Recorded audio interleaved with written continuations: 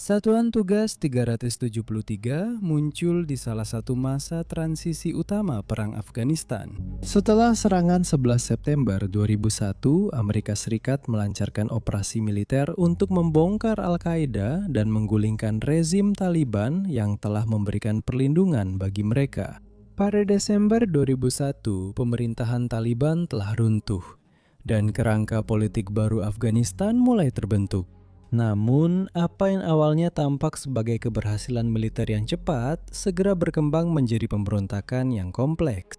Antara 2002 sampai 2004, elemen Taliban berkumpul kembali di pedesaan Afghanistan dan seberang perbatasan. Di wilayah suku Pakistan, para pemimpin pemberontak memanfaatkan jaringan suku yang telah lama ada, mobilitas lintas batas, dan keluhan lokal. Serangan terhadap pejabat Afghanistan, pasukan internasional dan infrastruktur meningkat secara bertahap, dan alat peledak rakitan menjadi semakin canggih dan mematikan. Bom bunuh diri yang dulu jarang di Afghanistan, kini sering digunakan. Pada pertengahan 2000-an, kekerasan meningkat di provinsi selatan dan timur. Unit militer konvensional bisa berpatroli, membersihkan desa, dan menjaga jalan utama. Namun jaringan kepemimpinan pemberontak seringkali tetap utuh. Struktur komando Taliban beroperasi melalui gubernur bayangan, administrator distrik, pembuat bom, dan fasilitator logistik. Mengeliminasi prajurit biasa tak banyak memengaruhi perencanaan, dan perencana Amerika menilai melemahkan kepemimpinan justru berdampak operasional tak sebanding. Logika strategis ini menargetkan individu penting bagi kapasitas pemberontak yang turut membentuk dan menempatkan Satuan Tugas 373. Selamat datang di Wars of the World.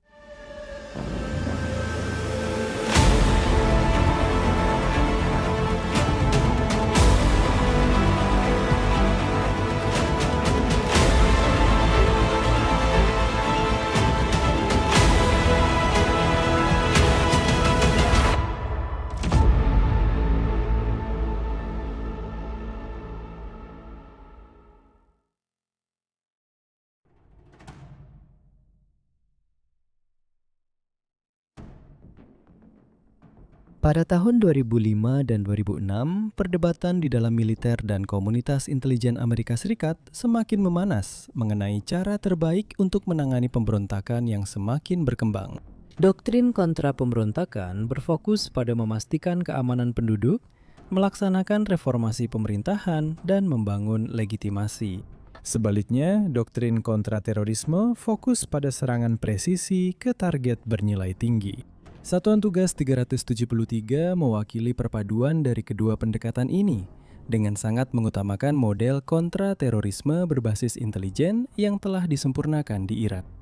Di Irak, pasukan operasi khusus Amerika Serikat mengembangkan siklus penargetan cepat yang mengintegrasikan sinyal waktu nyata, intelijen, sumber manusia, dan drone pengintai dengan serangan darat yang cepat.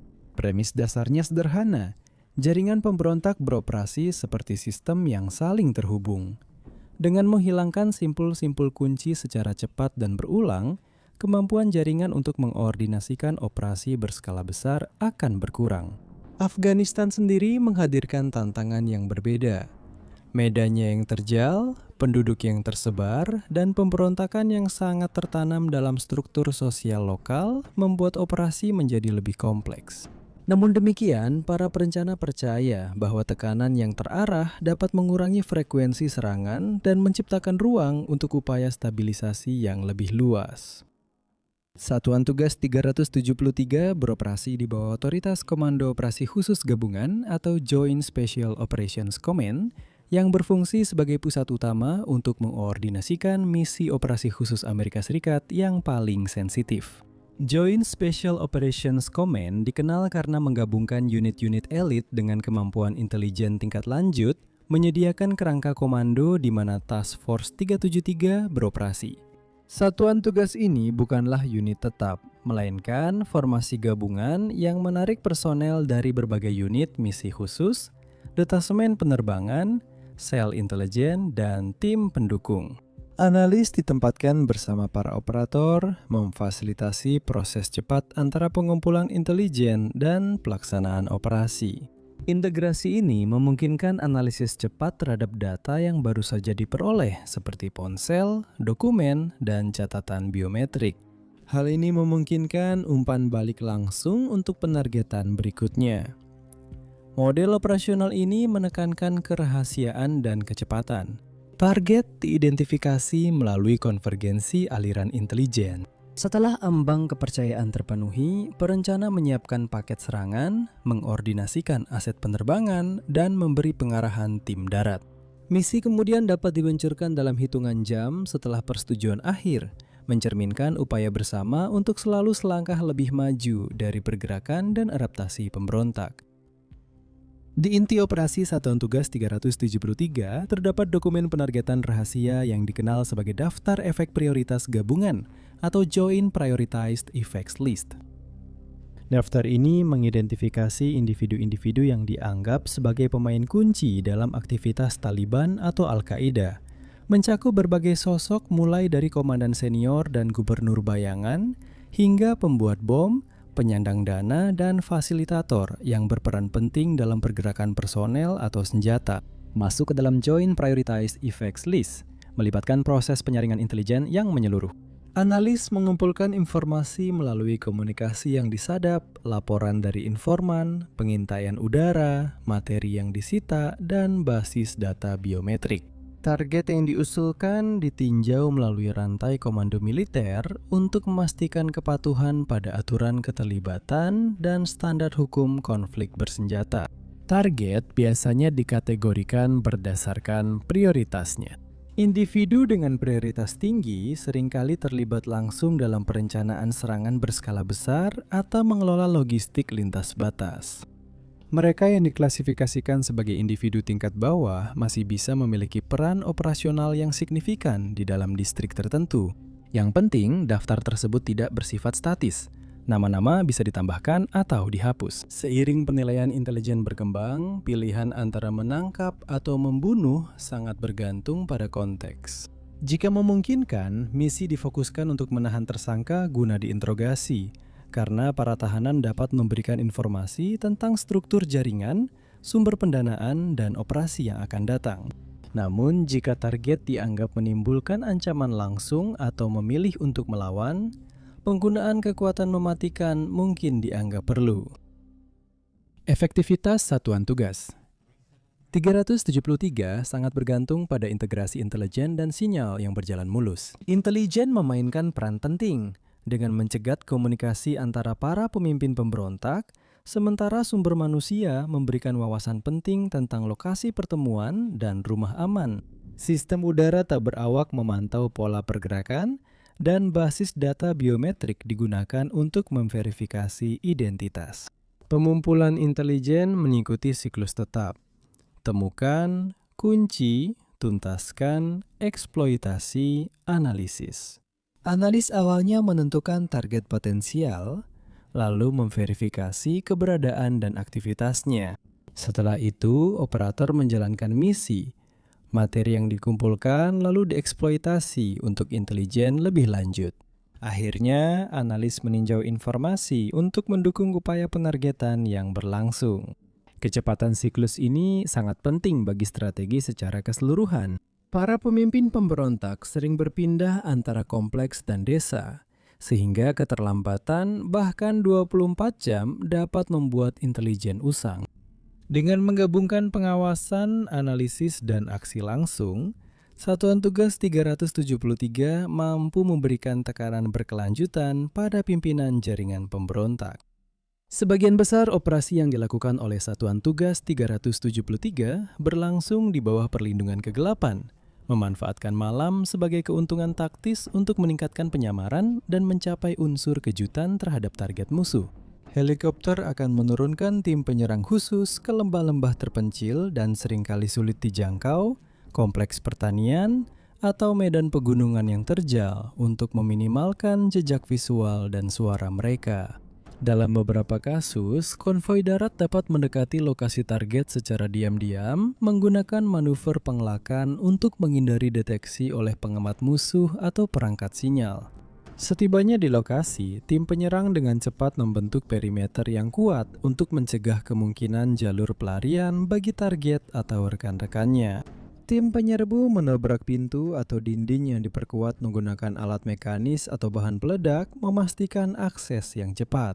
Setelah masuk, operator membersihkan tiap ruangan secara metodis dengan fokus pada keselamatan warga sipil dan memastikan target ada.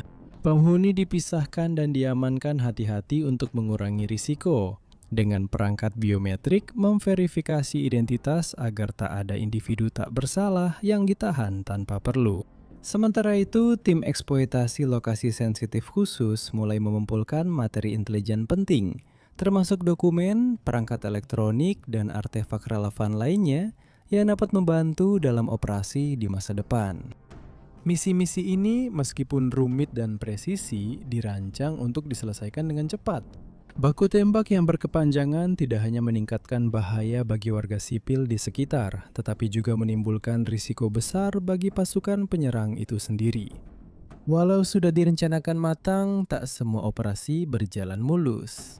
Laporan intelijen terkadang tidak lengkap atau tidak akurat, dan ada beberapa kasus di mana target berhasil lolos dengan meninggalkan lokasi hanya beberapa saat sebelum tim tiba. Selain itu, setiap perlawanan bersenjata bisa dengan cepat meningkat, sehingga semakin mempersulit operasi. Kompleks-kompleks di Afghanistan seringkali dihuni oleh keluarga besar, sehingga serangan malam hari sering melibatkan banyak warga sipil. Hambatan bahasa menambah tingkat kompleksitas dalam upaya komunikasi, sehingga mempersulit proses memilah individu maupun penyampaian perintah. Meski disiplin operasional ketat, penggerebekan malam hari yang tiba-tiba dapat menimbulkan ketakutan dan kebencian mendalam di antara penghuni, menciptakan warisan ketidakpercayaan yang memengaruhi interaksi di masa depan.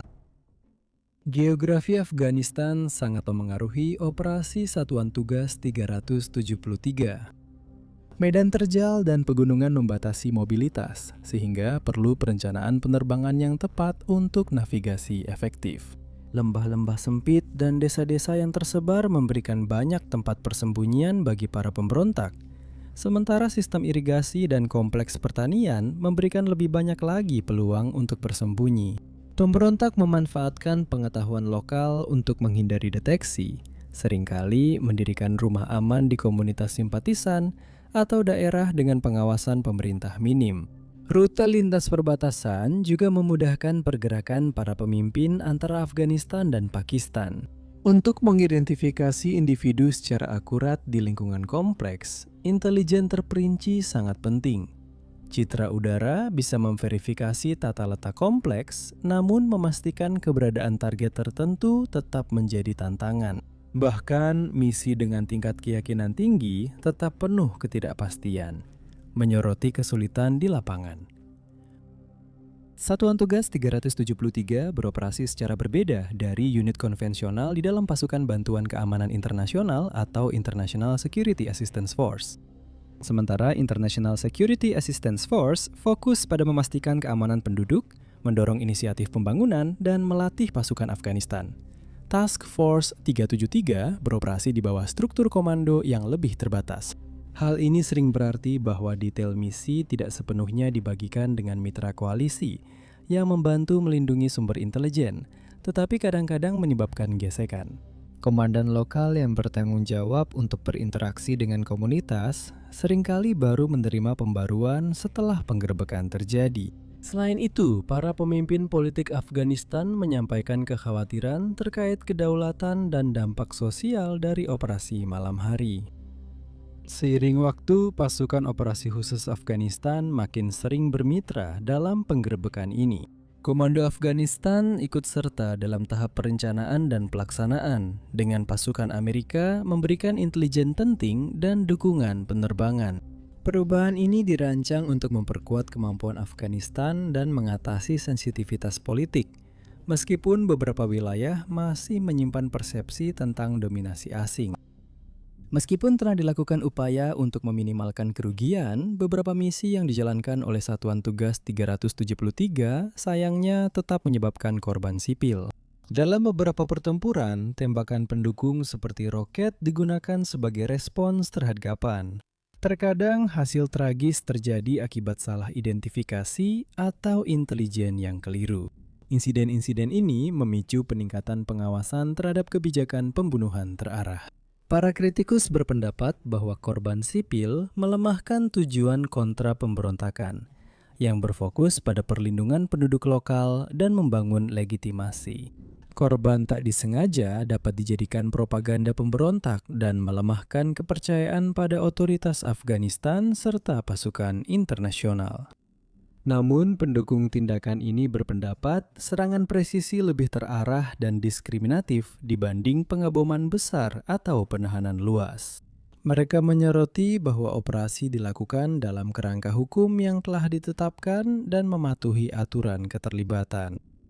Pada tahun 2010, aktivitas rahasia Satuan Tugas 373 menjadi sorotan ketika laporan medan perang yang diklasifikasikan dibocorkan oleh Chelsea Manning dan kemudian dipublikasikan oleh Wikileaks sebagai bagian dari buku harian perang Afghanistan yang komprehensif. Dokumen-dokumen ini mencakup ribuan laporan lapangan. Beberapa di antaranya merinci misi-misi tertentu yang dilakukan oleh Task Force 373, sebuah unit yang dikenal karena operasi terarahnya terhadap pemberontak bernilai tinggi di Afghanistan. Pengungkapan ini memberikan gambaran yang belum pernah terjadi sebelumnya tentang detail operasional yang kompleks dari keterlibatan militer modern. Mengungkapkan tidak hanya taktik yang digunakan oleh pasukan operasi khusus, tetapi juga cakupan dan frekuensi dari aksi-aksi terarah tersebut. Lonjakan informasi ini memicu diskusi internasional yang signifikan tentang bagaimana menemukan keseimbangan yang tepat antara keamanan nasional dan prinsip-prinsip penting transparansi serta akuntabilitas dalam peperangan modern. Hal ini menimbulkan pertanyaan mendesak tentang implikasi etis dari serangan drone dan bentuk pembunuhan terarah lainnya. Mendorong pembuat kebijakan mempertimbangkan dampak strategi ini di dalam negeri dan global. Bagi para sejarawan, dokumen yang bocor tersebut menjadi sumber utama yang sangat penting.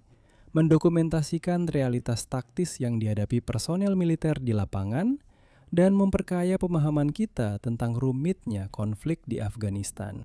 Pada saat yang sama, mereka yang berada di posisi otoritas menyadari kerentanan yang mengkhawatirkan dalam sistem informasi digital, menekankan perlunya peningkatan langkah-langkah keamanan siber untuk melindungi data militer yang sensitif dari kebocoran di masa depan. Pada akhirnya, dampak dari kebocoran ini masih terasa hingga hari ini, membentuk perdebatan yang terus berlangsung tentang pelaksanaan perang di era digital. Satuan Tugas 373 menjadi contoh penting dari perang presisi di era pasca 911.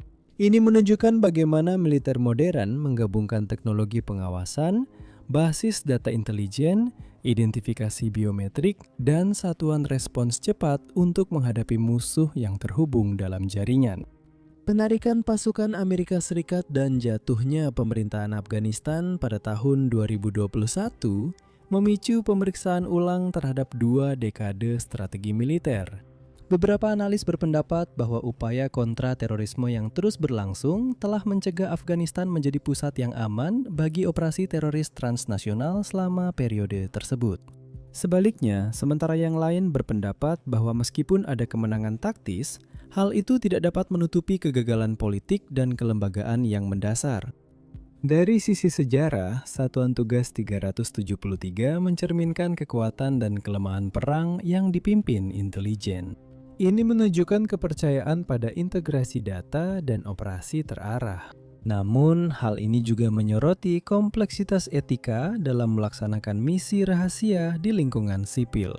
Narasinya terjalin dalam kisah besar konflik di Afghanistan, sebuah perang yang dipengaruhi tidak hanya oleh pertempuran taktis, tetapi juga oleh tantangan dalam pemerintahan, dinamika regional, dan perjuangan yang terus-menerus untuk mengubah ketepatan militer menjadi stabilitas politik yang berkelanjutan.